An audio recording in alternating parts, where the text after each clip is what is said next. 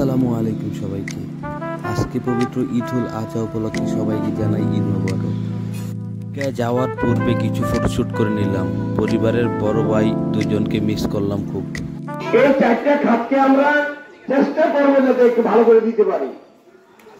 আমরা কিছু দান করবো, এটা থাকবে, আপনার বাড়িতে চলে যাবে, আমাদের বাড়ির কাছে থাকবে। আমরা এটা যদি রাখতে পারি, করতে পারি, এটার থেকে আমরা বহুত খুশি দেশে আত্মহারা অনেক খুশি আছে।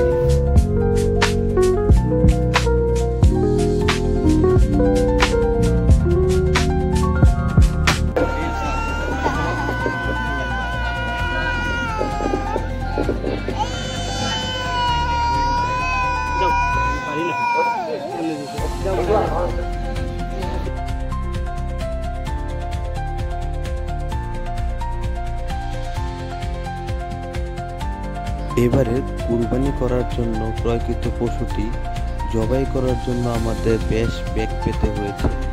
অনেক কষ্ট হলো গরুটিকে জবাই করার জন্য।